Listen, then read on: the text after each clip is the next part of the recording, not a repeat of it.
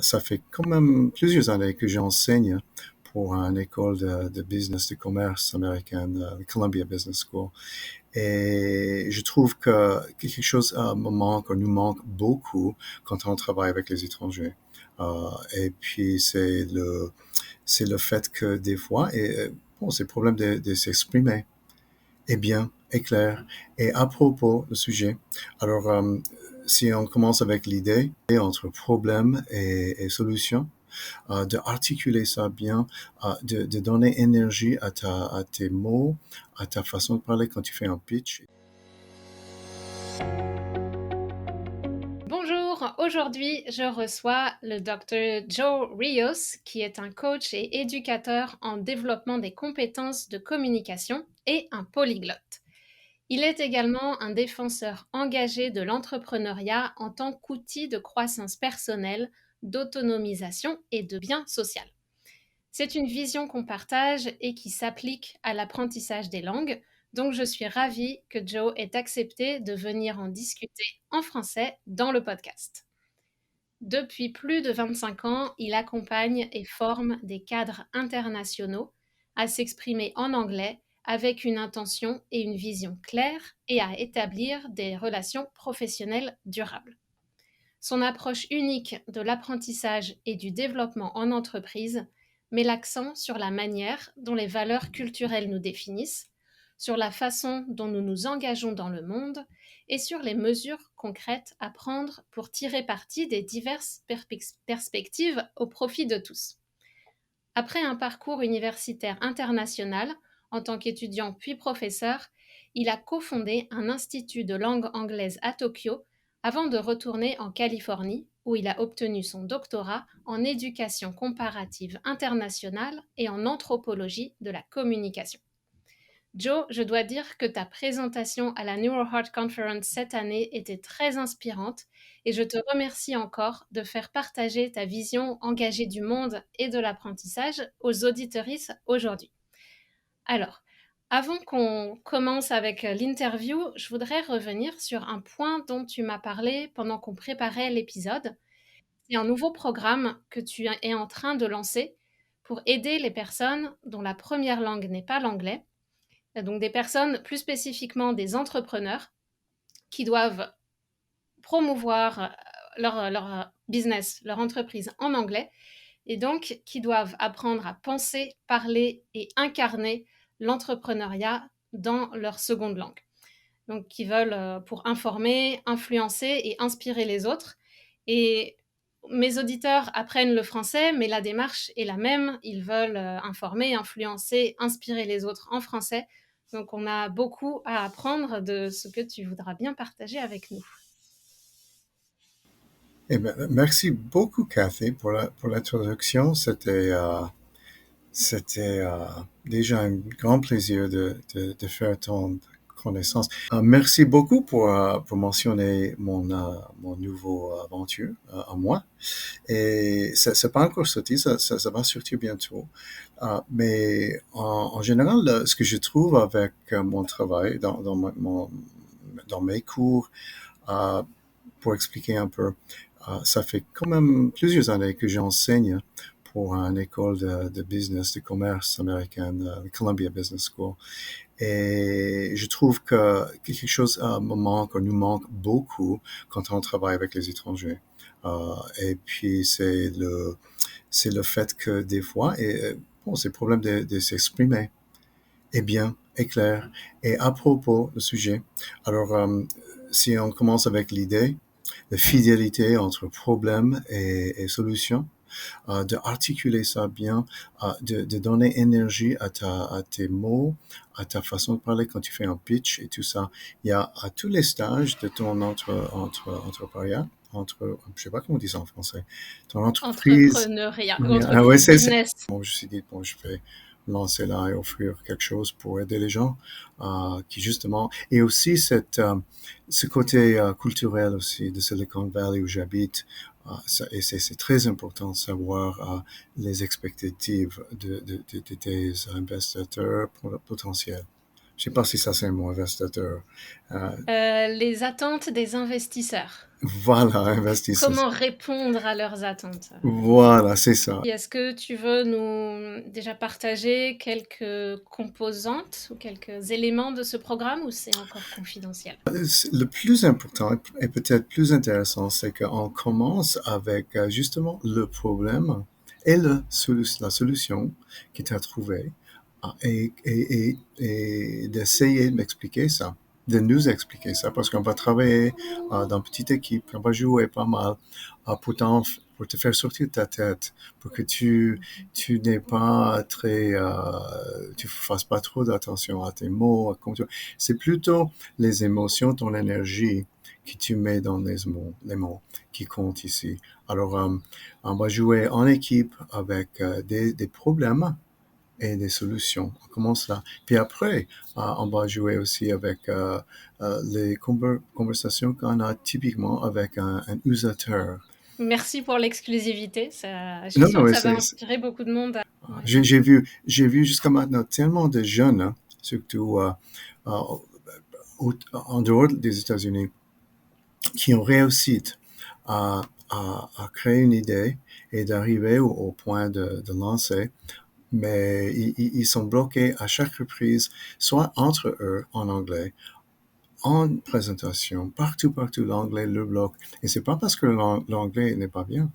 C'est pas parce que ils ne savent pas suffisamment la grammaire. C'est pas ça là, le problème. Le problème, c'est de comment l'utiliser avec la confiance. C'est tout.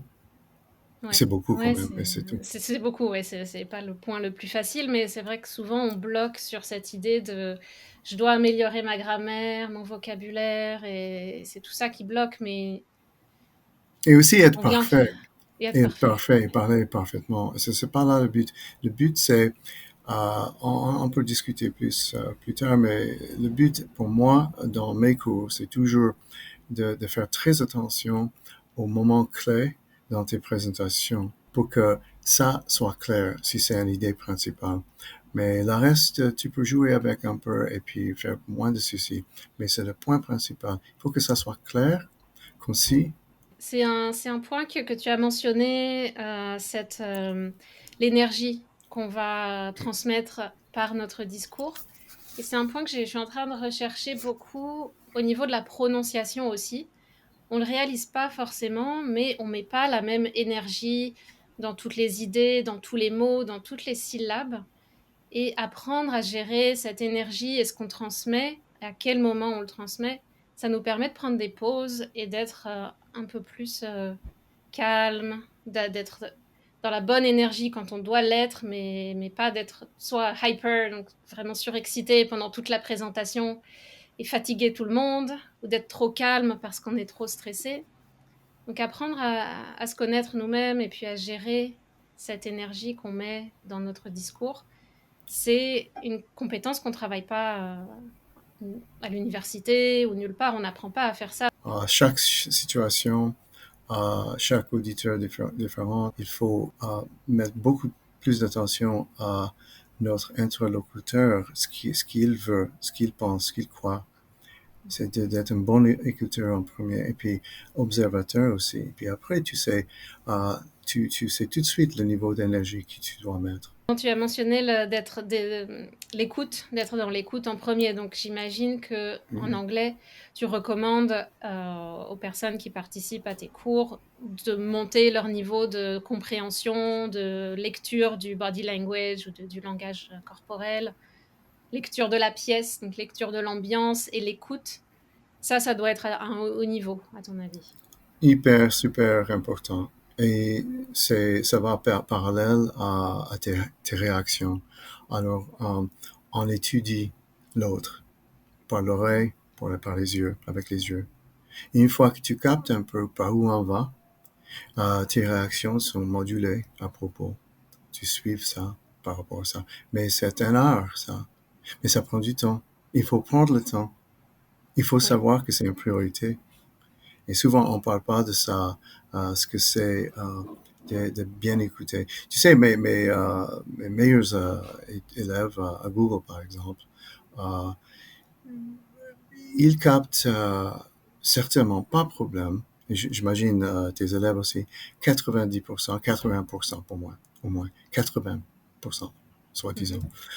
Mais ce 20%, qu'est-ce que c'est? Et des fois, c'est super intéressant, le 20%.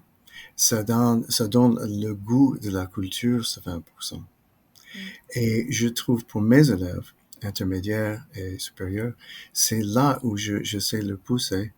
C'est un défi. Je leur dis, écoute, I throw down the gauntlet. Je dis, OK, on va voir parce que là, une fois aussi, c'est chouette de rentrer dans quelque chose un peu plus difficile que l'habitude et te dire, oh, écoute, je suis maintenant dans le realm de 20% là, comment je vais survivre? Et il y a des mots, des vocabulaires, des expressions et tout ça que tu n'as jamais entendu. Et tu as toujours laissé aller parce que c'est le 20%, quoi. Tu as déjà bien compris ce que dit l'autre. Mais cette subtilité de la langue, moi, j'aime bien jouer avec. C'est là, t'as le secret sauce, là, de la culture. Aller chercher ces subtilités, c'est Ouais. un travail qui est nécessaire quand on veut atteindre ce très haut niveau et avoir les relations profondes ou avec un intérêt économique important. Exactement, On doit exactement. connecter Surtout à ce dans le niveau-là. sales, marketing, tout ce qui est entrepreneurship. Mm, Absolument. Et mm. une fois que tu captes, et tu n'es pas obligé d'apprendre tout, de tout apprendre, on peut pas, hein, mais tu peux apprendre quelque chose, quelques phrases. Et comment tu sais quelles phrases sont importantes? Quel est le secret pour faire Ça, ça? selon ton domaine et tes intérêts. D'accord. On commence là. Ouais. Et c'est Donc, bien, c'est bien. Et c'est je me puissant. dis en t'écoutant, c'est plutôt une bonne nouvelle pour les introvertis, qui sont généralement des personnes qui écoutent, qui observent. Donc, les gens qui êtes introvertis, vous n'êtes pas parfait, c'est difficile, mais honnêtement, vous avez des super qualités. Et après, c'est réussir à supporter cet inconfort et aller se challenger sur ces domaines-là pour passer au niveau supérieur et accomplir des grandes choses. Exactement, exactement. Et pour ceux qui hésitent pour parler, euh, moi, je fais beaucoup d'exercices où, franchement, tu peux pas hésiter. Comment ça? Et en faisant ça, au bout d'un moment, tu te libères un peu de cette hésitation. Mais il faut, pour tous, même pour les extrovertis, on hésite. Moi, je suis un mélange, mais je trouve que des fois, tu prends le risque. Et si tu es avec des autres qui font la même chose, c'est génial, l'énergie qui sort Ouais, avoir un groupe avec lesquels on peut partager. aussi. C'est bien de ne pas y aller tout seul, quoi. Moi, je trouve que moi, je prends le meilleur, moi en tout cas, en groupe. Mais avec un groupe où, comment on dit ça, en anglais, on dit le psychological safety. Tu Ouais, es sûr, tu es dans une ambiance où tu sais que tu peux prendre des risques et tu ne vas pas être critiqué. C'est très ouais, important. ça c'est très important. Ouais. Donc, trouvez votre groupe où vous pouvez être en sécurité, vous sentir en sécurité et puis challengez-vous, prenez des risques ensemble et progressez. Exactement. Prochaine question. Quand on se lance dans la vie d'entrepreneur, c'est un parcours d'apprentissage. Et donc, quel parallèle on peut faire entre l'apprentissage d'être un entrepreneur et l'apprentissage d'une langue étrangère? Je dirais, première, c'est d'avoir un objectif clair. Je trouve quand on apprend une langue, euh, c'est facile de perdre l'intérêt et ou de perdre l'énergie, d'arrêter d'étudier parce que tu perds, tu es discouraged, tu Mm. perds ton foi. Mais si tu as un objectif qui est très clair, dans le sens où c'est quelque chose, c'est pas, c'est très précis donc ton objectif. C'est par exemple, j'ai envie, ou si je veux, dans 3 mois, je vais au Québec et je vais rester 2 semaines, une semaine, et je vais parler partout et je peux pas parler en anglais, quelque chose comme ça. Mais très précis, très défini, où tu peux t'accrocher à tout ton travail. En fait, ce que je cherche, c'est la motivation. C'est la partie plus difficile pour moi comme prof, enseignant, c'est de coach, c'est de d'aider les autres, rester dans un état motivé. Alors, je Mm. suis sûr que pour toi aussi, Cathy, tu as vu ça. Euh, Ouais. et je crois que quelque chose d'autre, c'est euh, cette idée dans l'entrepreneurship, c'est de mettre toujours tes idées à l'épreuve, Mm, mm. tout le temps, tout le temps. C'est comme quand on apprend une langue, et surtout si on est shy, timide, on apprend, hein, mais il faut l'utiliser. Et c'est là de nouveau Et- prendre des risques. ouais. Récemment, j'ai pris un cours de chinois, un truc, c'était plutôt pour écrire, tout ça. Et j'étais que avec des ingénieurs de Google, de Facebook et tous ces gens, et beaucoup plus jeunes que moi. Et ce que c'était bien et formidable, mais en 2, 3 ans, ces garçons, plupart étaient garçons, une fille, il arrivait à très très bien écrire le chinois et surtout la grammaire et la façon de penser en chinois. Il comprenait beaucoup à travers l'orthographie et puis l'écriture, littérature chinoise. Mm, Um, mais il pouvait pas parler. mm. C'est quelque chose qu'on a beaucoup avec le français aussi. Mais c'était, Et mais moi je leur ai demandé après le cours, pendant les breaks, je dis, écoute, tu peux m'enseigner un peu ça, parce que moi, j'ai envie de rentrer dans ta tête. C'est moi, le pauvre Joe. Et puis, on rigolait, mais tout le monde me dit, mais Joe, tu parles comme un fou, quoi. Toi, tu parles bien. Et c'était le même pour eux avec moi.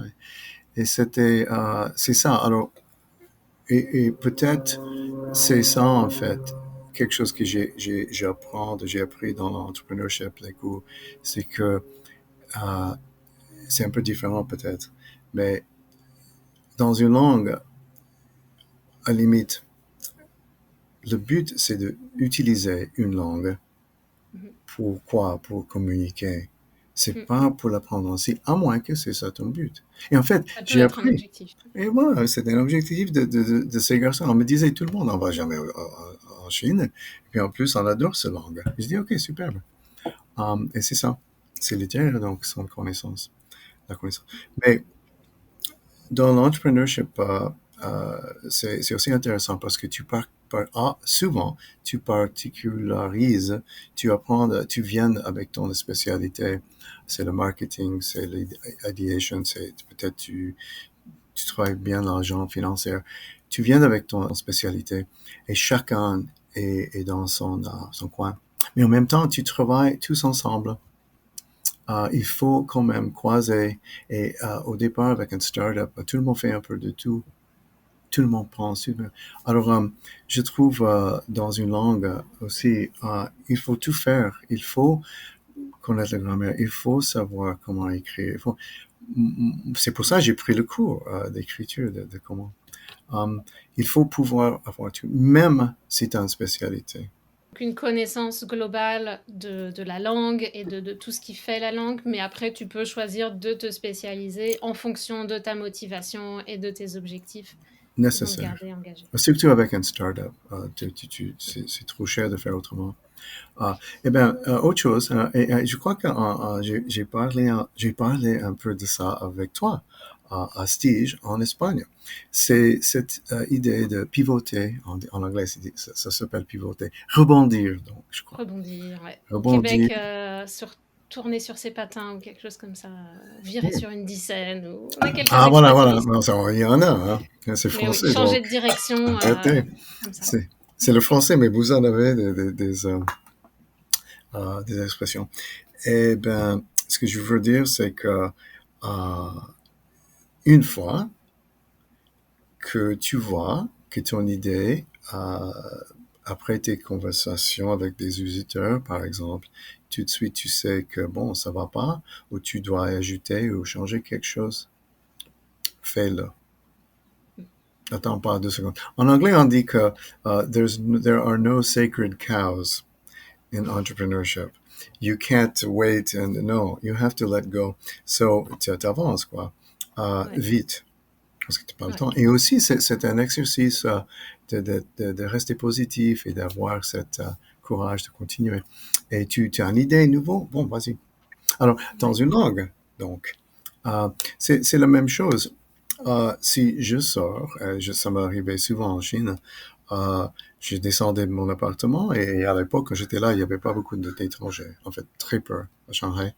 Et j'allais toujours au même marché et j'ai dit quelque chose en chinois et la dame me regardait avec ses yeux et elle a dit, bon, aucune idée, voilà, rien, quoi. Ou bien, si elle parlait l'anglais, elle a fait tout de suite l'autre problème, elle va à l'anglais. Elle a changé de langue. Ok. Um, alors, j'ai vu en ces moments que ça marchait pas. Il fallait changer. Mais il fallait pas rasseyer 10 fois la même chose. Il fallait rasseyer, mais toujours en tenant en compte, c'est la même chose. Écoutez et regardez la réaction de l'autre pour que je puisse moduler ce que je faisais. Et si la personne avait la patience et si elle me faisait confiance ou je lui faisais confiance, c'est facile, tu arrives. Alors, j'allais tous les jours au marché. Alors, j'embêtais cette dame, hein, crois-moi. Mais on s'est devenu amis. Parce que justement, il est nouveau là, il est revenu. L'Américain, il est revenu. Et puis, on jouait avec ça. C'était génial. Donc les leçons à retenir de l'environnement startup, de l'entrepreneuriat appliqué aux langues, c'est donc d'abord mettre à l'épreuve, donc ça veut dire essayer, observer les réactions, le feedback qu'on a et tout de suite réajuster. S'il faut ajuster quelque chose, on réagit et puis si on n'a pas la réponse tout de suite, on peut aller la chercher, revenir et puis progressivement, comme ça, c'est ce qu'on appelle le modèle agile ou Agile. j'ai oublié, il y a un autre nom Exactement. aussi, je crois, Exactement.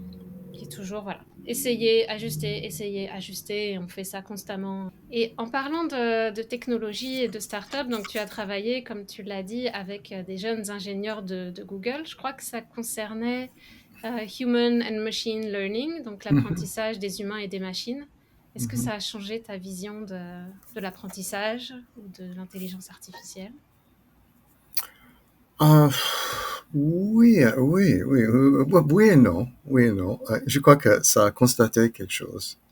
D'abord, euh, quelque chose de très important, c'est que euh, euh, c'est un peu la même chose qu'on disait tout à l'heure. Moi, je suis pas ingénieur. Moi, je sais pas, je connais pas les programmes. Je suis pas programmeur.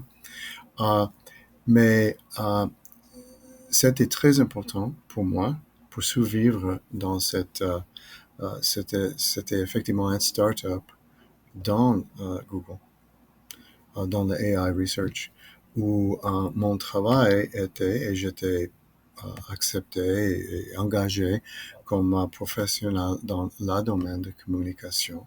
Et mon job, mon travail, c'était de travailler avec, de créer des content, de voir avec les utilisateurs comment ça va, d'ajouter. J'étais consultant pédagogique, en fait. J'ai fait plein de choses. Um, mais c'est tout dans le domaine si tu veux, c'est anthropologie, la science, social science, sciences sociaux.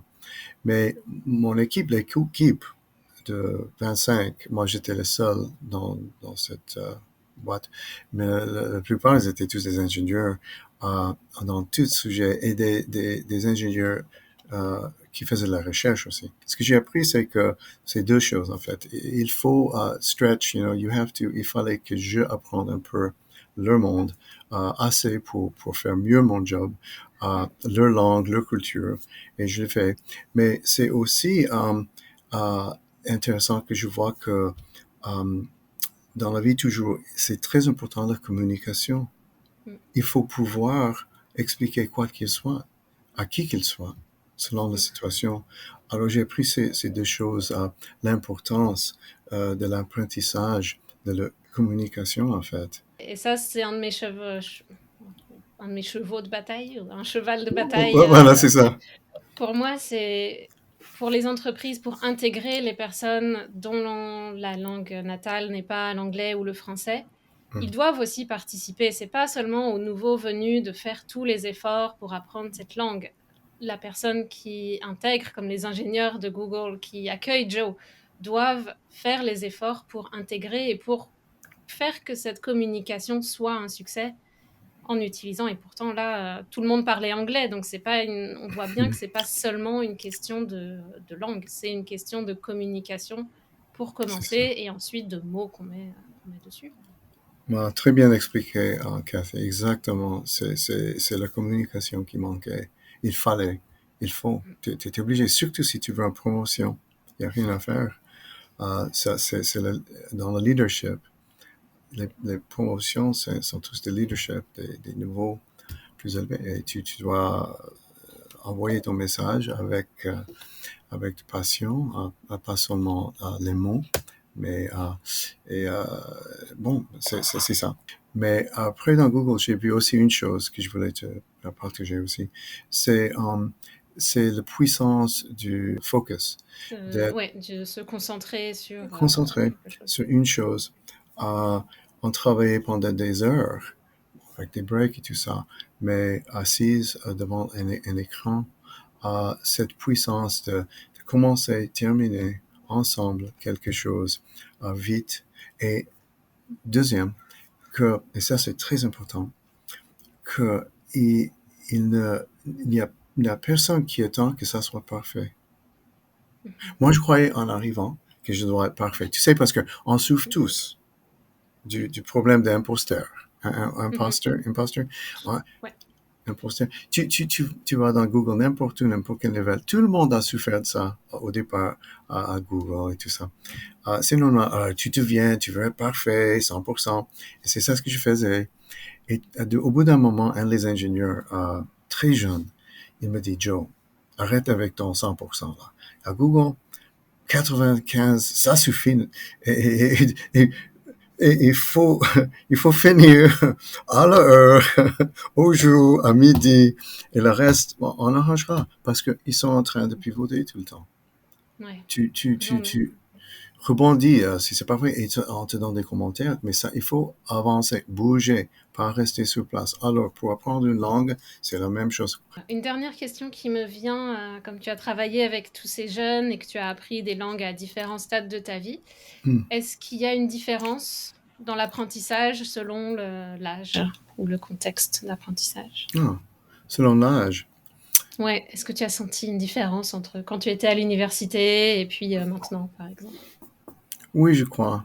Je crois que mes collègues plus jeunes, leurs expériences à l'université, euh, dans la vie peut-être, elles étaient beaucoup plus vouées que ma génération. Euh, Aujourd'hui aux States, Voué. vouées c'est peut-être une autre langue. Mm. It's canalisé, it's directed toward, Ouais, ok. it's Ouais, plus cadré et cadré, voilà, dirigé. un peu cadré, oui, parce que c'est justement nos générations qui ont eu ces enfants et on avait peur qu'ils soient comme nous. Mais ce que je trouve, c'est que cette façon de vivre encadré comme ça, euh, par rapport à une langue, on disait ça tout à l'heure, c'est la même chose. Il faut sortir du Mm. boîte et expérimenter sans avoir, mon point, un objectif du tout. C'est ça. Donc, Je m'explique. Oui, donc mhm.